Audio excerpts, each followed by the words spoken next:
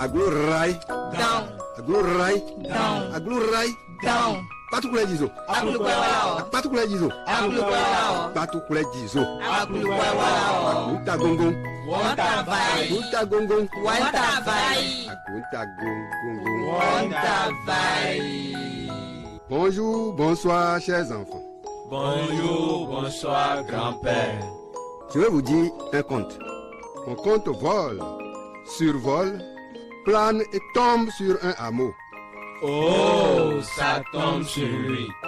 Mon conte roule, bondit, rebondit et tombe sur un homme sage et son fils unique. Oh, ça tombe sur eux. Enfin, Azek FM 99.1 émettant depuis Bélier à Paragochata.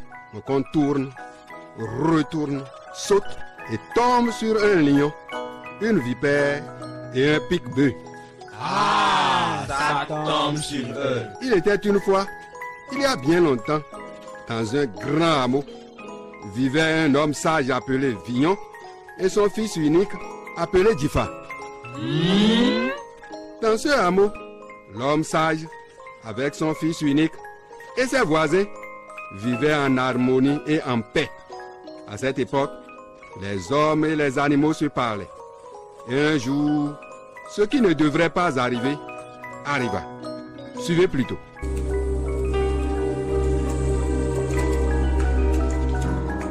Dans ce grand hameau, l'homme sage, appelé Vignon, vivait et y faisait bien ses activités en absence de son fils unique Difa, exilé à la recherche du bien-être.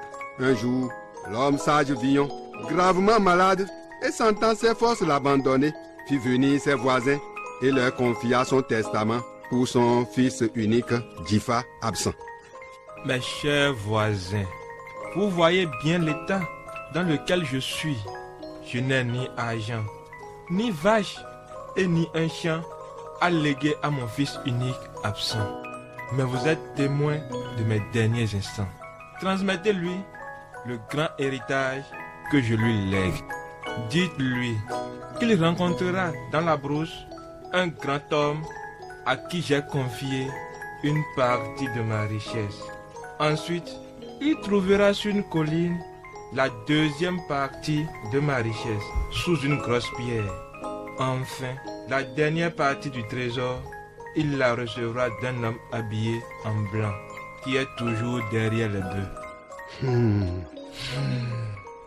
Après son testament, le père sage Vignon ferma les yeux et rendit l'âme.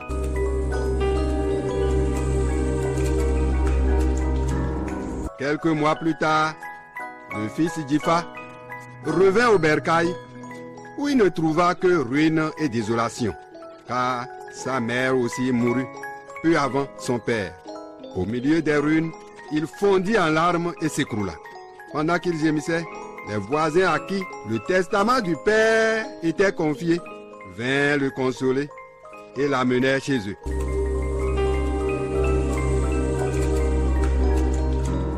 Dans la maison voisine, le fils unique Difa, désormais orphelin de mère et de père, était installé et servi d'un repas copieux. Ensuite, l'un des voisins prit la parole.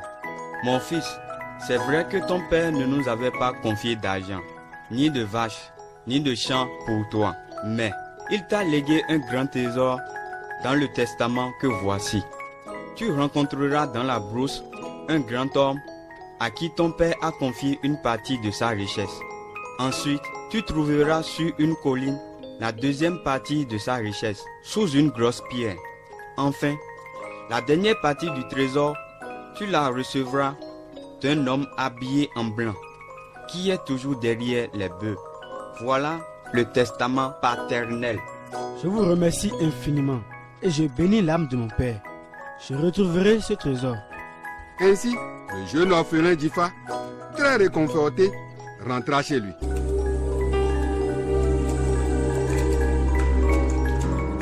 Le lendemain, dès le premier chant du coq, le jeune homme orphelin Difa saisit son arc, prit des flèches et se rendit dans la brousse à la recherche du grand homme chez qui il recevra la première partie de son trésor.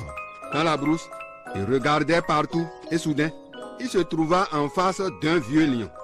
Malgré la peur, il se mit en position de tir. Le fauve le menaça et rugit. Arzeke FM, la radio des initiatives, la radio de l'innovation.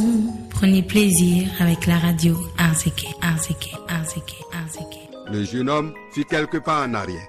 Le lion se coucha et allongea ses pattes antérieures, hérissa sa crinière et dressa ses oreilles. Alors le jeune homme comprit qu'il était face au grand homme dont parlait son défunt père. Il retourna sur ses pas, déposa l'arc et les flèches et le lion l'invita. Voilà que c'est plus sage. Maintenant, tu peux venir. Le jeune homme avança en tremblant vers le vieux lion et celui-ci lui dit: Eh bien, que viens-tu chercher dans cette brousse, loin du village? Mon père, en mourant, m'a dit qu'il vous a confié une partie de sa richesse et m'a vivement recommandé de vous rencontrer pour en prendre possession. Tu es un brave garçon. Tu as bien fait de venir. En effet, ton père m'a confié un trésor. Mais, avant d'en parler, peux-tu me dire pourquoi tu as fait un pas en arrière quand tu m'as aperçu? J'ai eu peur de vous. Et pourquoi as-tu eu peur? Tout le monde vous craint et sait que votre colère est terrible. Mais pourquoi as-tu déposé ton âme? Je sais aussi que vous êtes bon et doux quand on ne vous attaque pas. Ton père était un homme très prévoyant. En t'envoyant ici, il a voulu te faire comprendre que quelle que soit la force, elle a toujours une limite. Moi, je suis incontestablement très fort. C'est pourquoi les hommes m'appellent roi des animaux. Mais je n'abuse pas de ma force. Je ne sors de mon antre que pour chercher ma proie dans la discrétion des nuits noires ou des temps pluvieux. Si j'abusais de ma force et me pavanais, je ne serais pas vieux lion. Mais tu es depuis. Écoute bien. Face aux épreuves de la vie, sois fort en sachant que la force physique n'a aucune valeur sans la force morale ou mentale. Le jeune homme remercia le vieux lion, prit congé de lui et se dirigea vers la colline.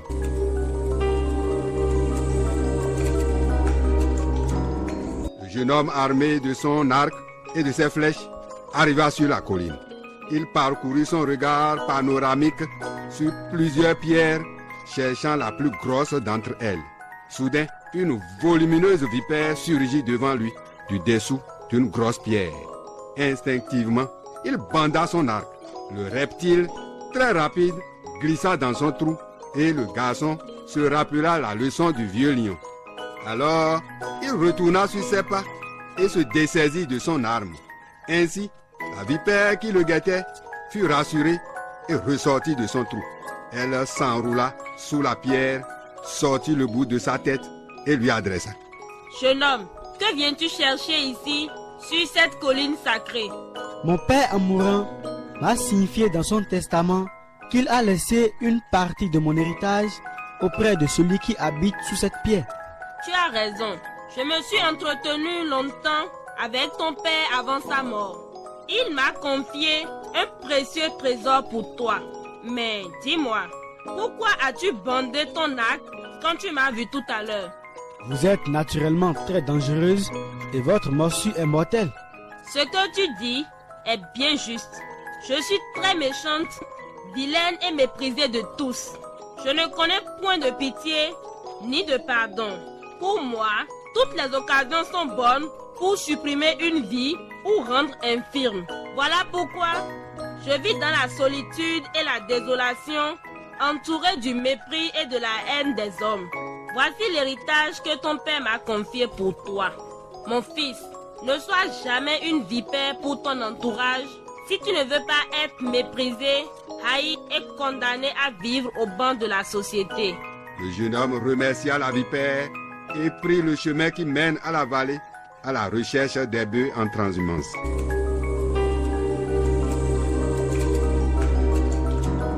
Dans une vallée, le jeune homme aperçut le troisième personnage derrière les bœufs. Cet homme vêtu de blanc, c'était un pique-bœuf. Cet oiseau, tout de blanc vêtu, au long cou et aux longues pattes grêles, suivait les bovins en piquant une mouche par-ci, un insecte par-là. Sur la queue d'une vache, ou sur l'oreille d'un bœuf. Comme un berger infatigable, il suivait le troupeau jusqu'au crépuscule. Le jeune homme tenta quelque part en sa direction et le pique-bœuf s'envola et alla se poser à une bonne distance de lui. Comme il avait déjà fait avec le vieux lion et la vipère, il retourna sur ses pas, déposa son arme et revint. Alors le pique-bœuf lui demanda: Jeune garçon, que me veux-tu?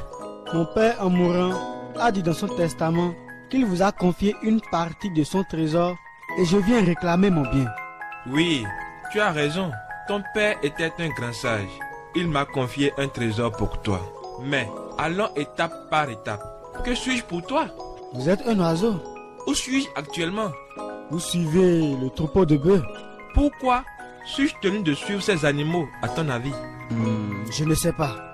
Eh bien, je suis les animaux pour trouver de quoi vivre. Tu vois combien de fois je suis chétif et faible? Il faut que je suive, du matin au soir, ces ruminants afin de pouvoir chasser les mouches, les tiques et les sauterelles dont je me nourris. Voici donc le trésor que ton père m'a confié pour toi.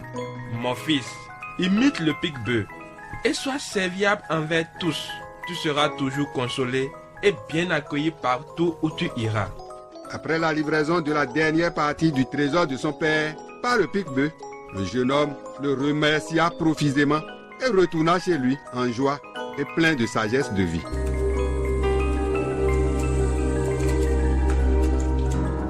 Mes chers enfants et petits-enfants, ainsi, voilà le grand trésor légué par le sage père Villon à son fils unique Jifa, qui rentra chez lui plus réconforté que jamais. Quelle sagesse retenir dans ce conte? Grand-père, le vieux lion disait que la force physique sans la force morale n'a aucune valeur. Que voulait-il dire? Belle question. C'est vrai que celui qui est puissant, s'il abuse de sa force physique, il le ferait au préjudice de toute logique ou raison, et donc sans sa force morale ou mentale. C'est là qu'on assiste à une injustice. Grand-père, la vipère disait au jeune homme de ne jamais être une vipère pour son entourage. Mais comment? Très belle question. La vipère disait aussi qu'elle profite de toutes les occasions pour supprimer une vie ou rendre infirme. N'est-ce pas?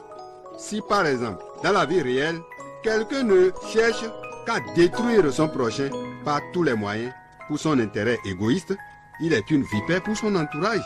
C'est pourquoi, en aucun cas, il ne faut jamais tenter de nuire à votre semblable.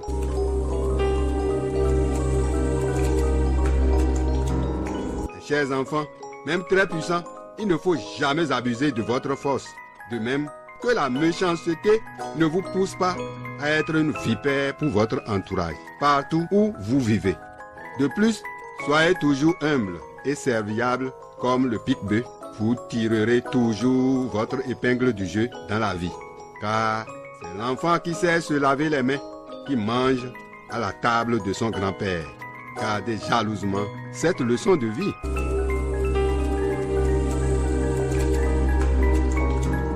Ce beau mensonge, je m'en suis inspiré du livre de contes et légendes de l'auteur nigérien Boubacar Hama Beidi, que je partage avec vous. À bientôt pour une autre belle histoire. Une coproduction de Radio Azeke FM Parakou et l'association culturelle AC Repasque Parakou. Conception, scénario et réalisation. Innocent Ezialofan. À la prise de son, Sani Yamaro. Au montage, Innocent Ezialofan. Avec les voix des acteurs Wilfried Kochoni, Wilfran Adjagan, Gastella Gidibi, Adolphe Akotanyi, Wilfried Boudjanou et moi-même, votre serviteur Innocent Ezialofan, AC Repasque, août 2019. Chers auditeurs, vous venez de suivre cette histoire. Répondez aux questions suivantes pour gagner des prix. Question numéro 1. Donnez le titre de cette histoire. Question numéro 1. Donnez le titre de cette histoire. Question numéro 2. En 2 phrases. Faites le résumé de cette histoire. Question numéro 2. En 2 phrases. Faites le résumé de cette histoire. Question numéro 3. Quelle a été la leçon tirée de cette histoire? Question numéro 3. Quelle a été la leçon tirée de cette histoire? Envoyez vos réponses par SMS aujourd'hui avant 18h au 229 97 46 22 90. Envoyez vos réponses par SMS aujourd'hui avant 18h au 229 97 46 22 90. N'oubliez pas de mentionner vos noms, prénoms et le numéro de l'histoire. N'oubliez pas de mentionner vos noms, prénoms et le numéro de l'histoire. Bonne chance.